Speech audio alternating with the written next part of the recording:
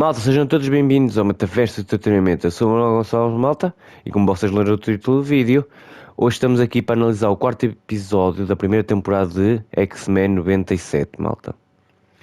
Como nós podemos ver no episódio, o episódio foi dividido em dois núcleos. O primeiro núcleo foi a da Jubileu com o Mancha Solar. Basicamente lá tiveram a trabalhar o relacionamento deles e deram um protagonismo à Jubileu, basicamente no primeiro núcleo.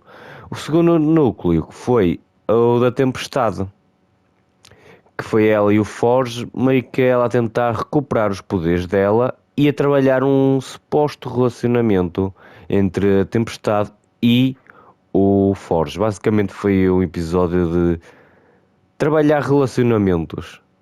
Malta, como eu estava a dizer, o primeiro núcleo é da Jubileu e do Mancha Solar, o Roberto da Costa. Vemos que logo no início do episódio vemos que os X-Men estão reunidos porque a Jubileu faz anos, faz 18 anos. E ela está toda contente. E meio que ela queria ir para o salão dos jogos, mas o Magneto, que agora é o chefão lá dos X-Men, corta logo a diversão da Jubileu e diz que eles vão ficar lá meio que na mansão a treinar.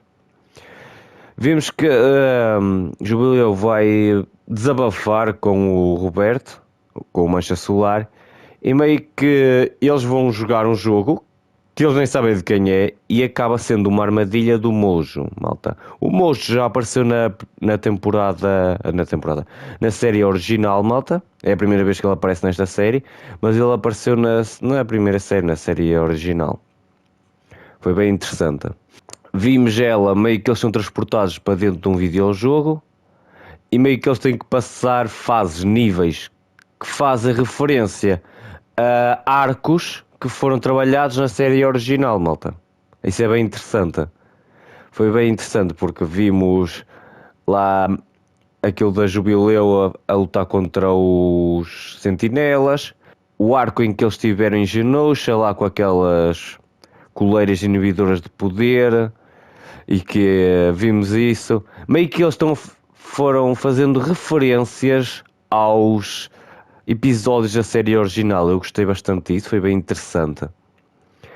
Vimos também que o Mojo está super magrinho no início do episódio porque ele alimenta-se de audiências. Isso foi bem interessante. Depois quando começou vamos dizer, o jogo, meio que o público ficou.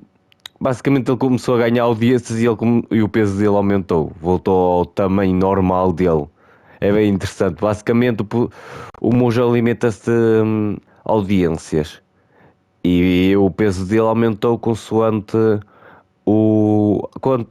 as audiências que ele tem, dos programas que ele faz.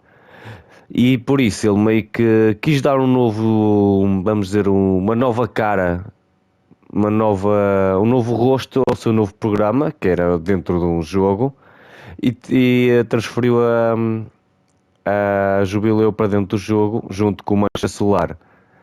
Foi bem interessante isso, esse arco. Basicamente esse arco serviu para trabalhar um pouco, dar um protagonismo à Jubileu, como eu estava a dizer antes, como eu disse antes, e para trabalhar o relacionamento entre ela e o Mancha Solar, o Roberto da Costa. Basicamente serviu para trabalhar o relacionamento deles e para dar um pouco de protagonismo à Jubileu. O segundo arco, como eu estava a dizer antes, é da Tempestade e do Forge. Também foi bem interessante. Também trabalhou um relacionamento, que foi o deles. Trabalhou como a Tempestade se está a sentir depois de ter perdido os poderes, dando uma camada mais profunda. Também temos o Forge a contar a sua história.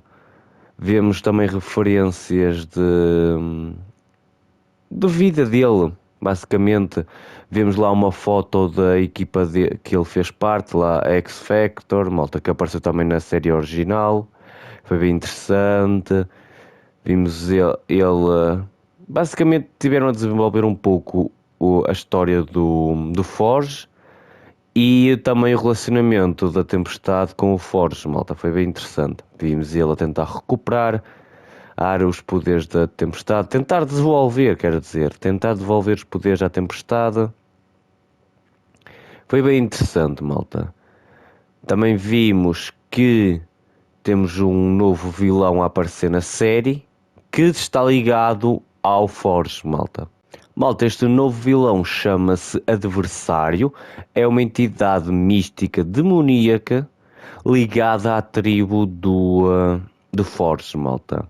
E basicamente o Forge foi treinado desde criança para basicamente derrotar essa entidade mística demoníaca, que é o Adversário. Só que acho que tipo, eles vão adaptar esse arco para aqui. Eu não conheço muito disto.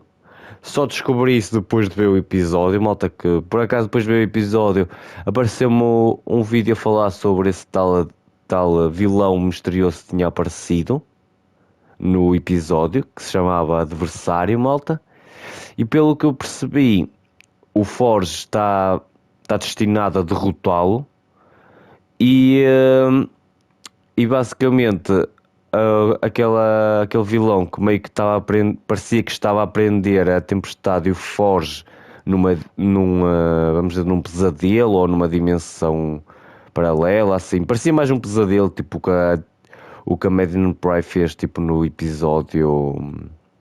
último episódio, malta. Parecia a mesma coisa, estão a entender?